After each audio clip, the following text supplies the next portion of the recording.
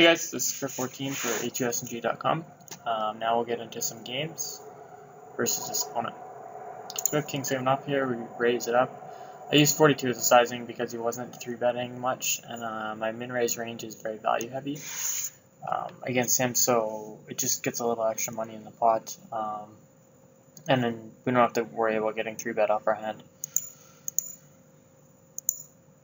Pretty standard c-bet with second pair top kicker. And on the turn here, I chose to bet. I think this is a pretty big mistake from the hero. The bottom of his turn barrel range here probably should be like Queen Jack, Queen 10. And he should be continuing to barrel most of his 2-pair, straights, flushes. Hero should check back a few flushes, I think, to not be completely capped on the river, but barreling a hand like this is just really value towning yourself. It expects to have like 20% equity, I would say, versus Villain's calling range after he calls a turn. And he's already exploitably pretty tight on the flop.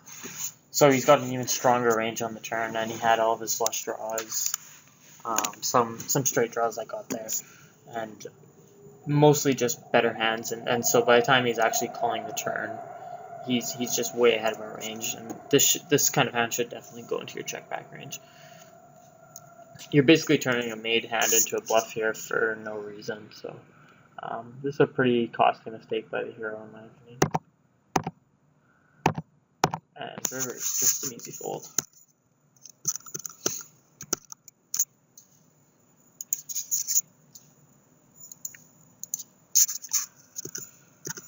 So he min raises here, clear through that shove,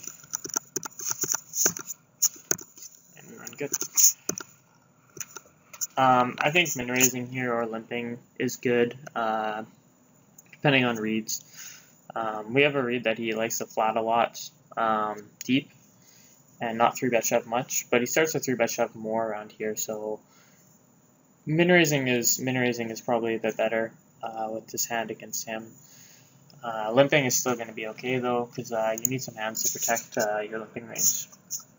On this flop, when he checks to us, I think we should c-bet for value.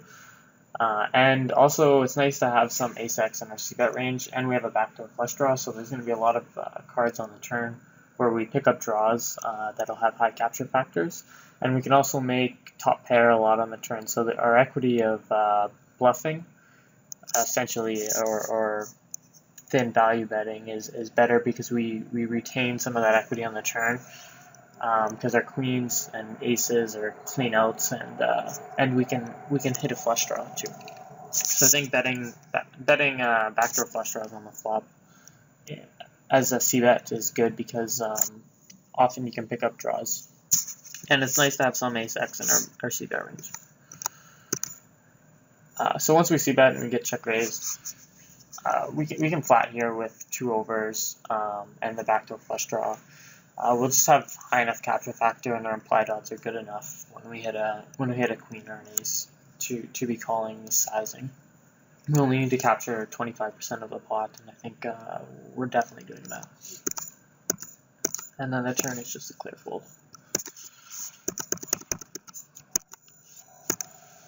He min raises 14 big blinds deep, then ace jack is just clear through that shove. I think I should probably be limping this and playing it. He's just not ISOing enough, and he's folding a lot to the limp c-bet. So limping is going to be better than folding here. And ace 3 is just a clear jam. It doesn't really do well in a min raise plot. When he flats, it does really poorly, and it doesn't do well in a limped plot either when he flats, and it's not like a limp trapping hand really, because so many hands that he's going to shove over as a bluff have great equity against it, so it's just better off open shoved, and GTO chooses to almost always open shove this hand, so. Ace 7 off is a clear ISO jam. Not only ISOing it is going to be quite a poor decision, again, because it doesn't really have good playability post-flop. So 9-6, clear limp, and should be stabbing here. And when we get check raised, we definitely need to be continuing. He's only check raising 8%, but I think a lot of times regs like to check raise these paired boards more often than other boards. So flatting here is pretty standard. I don't think we need to get it in, given his low check raise. Often he's going to have us out kicked or 3x, and his bluffs, I don't think he'll bluff with a flush draw or something that we're giving good odds to. And then when he jams a turn, it's kind of gross because he only check raises like 8% of the time, but I still need to be calling here. Like the 10 is a brick. Doesn't really hit any of his check raise range on the turn. And all the straight draws, like gut shots that he might have check raised flop with, didn't get there. So, and neither did his flush draws if he's check raising flush draws. So I think it's just a pretty clear call here, and I think that's a mistake. This is a hand you would choose to ISO shove as a bluff some of the time. Not all the time. I don't think it's a very good non-all-in ISO hand. I think you can choose worse hands to non-all-in ISO as a bluff. But I think it's an okay hand to ISO shove as a bluff every once in a while. And especially against these stats that you have here, that he's folding 94, 83% of the time to shove.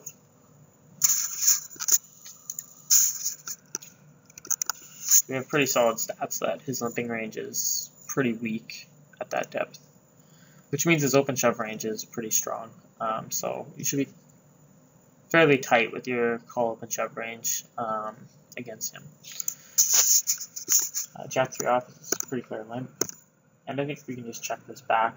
We have third pair. No need to.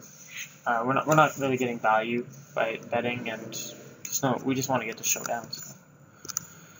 And on the turn, we just check back again, I think. Betting's okay because you're going to fold out some 2 overcard hands, like a 7-8 or 9-6, just any 2 overcard hands. Folding those out actually is pretty good, so betting I think is fine too. And then river is just a quick check back because we're not getting value from anything that would call.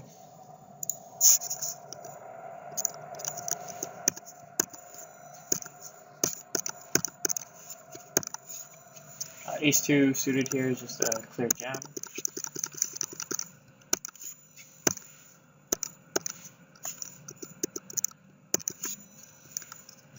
Jack 3, you could conceivably consider limping it just because he's not really ISOing enough, and he's still folding a ton to the limp c-bet, but folding is fine too.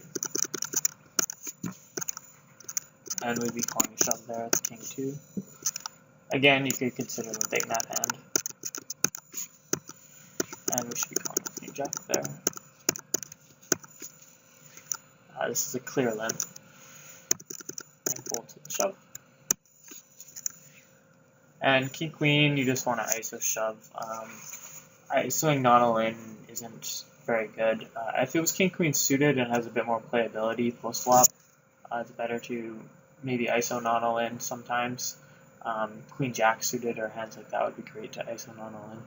But king queen off, you're just going to want to shove here. King 4, jam, and we win that one. Okay, just brought up another game here. So we're going to flat with our 8-9, and he c-bets.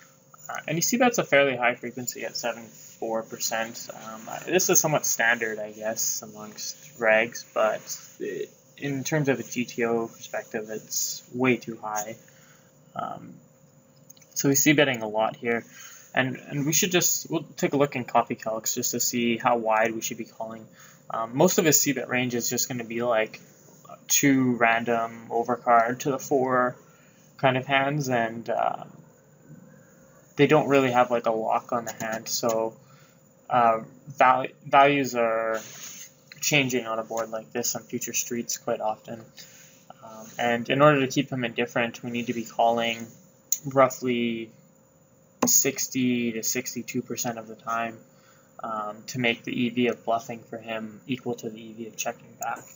So if we look at this hand here in Coffee Calcs, I just put in a random flatting range for the big blind, and then I use this range for the small blind. I know that this opponent likes to limp a lot of trash, so I put some trash in. I know he also limp shoves weak ace X and low pocket pairs, and I also put some middling hands in. Best would be to weight it, weight these middling hands, so you can use weights in Coffee Calcs and weight it like this. But for this example, we'll just leave them out. So then we'll visualize the equity of this board after he's min-raised, and we've called this min-raised. And this takes a little while to come up in Coffee Calc sometimes. Okay, so there we are. So green is the min-raiser, and you can just see, like, here's all his kings. So he has more kings in his range than us, relative to his range. I guess that's because he has ace king and we don't. So he has just a few more, not very many. And then he has, like, the big difference is he has pocket pairs, right? And we don't have pocket pairs. So that's a pretty big difference. And then he has a lot of ace X type holdings too that are actually pretty good value on this kind of board, whereas we don't have ace X, right? Our highest non-card hand is going to be queen X. So if we can just see here, if we go down to the 60th percentile of the red range, to get an idea of what kind of hands we should be calling to make villain indifferent. And you can see it's like jack high with a backdoor flush draw type hands. And then 10-9 I think was in there with a backdoor flush draw. And 9-8 is going to be a little bit further down. But I would almost argue we should be calling 9-8 with a backdoor flush draw on this kind of board, because I think it will capture more of the pot than maybe like Jack 5 offsuit with no backdoor flush draw. So I think you could conceivably call with 9-8 on this type of board. If we just look, like, we're going to call all of our full houses, 3 of a kinds, second pair, obviously, but that only makes up 23% of our range. And we need to be calling a lot more to make them different. So we call flush draws too.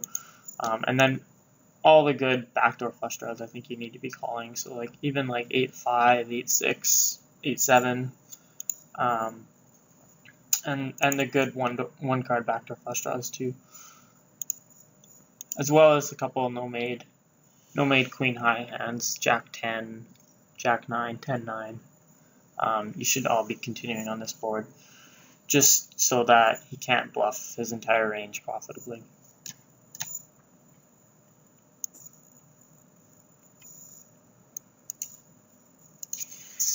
So Hero folded the 9-8 with the backdoor flush draw here, and I think in practice that's actually a mistake.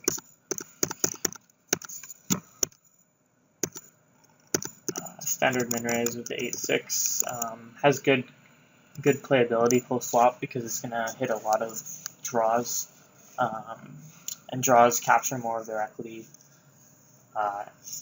post flop. So we want to be able to hit draws in inflated pots, so in min raise pots. So that's why min raising these suited connectors is almost always going to be better than limping them.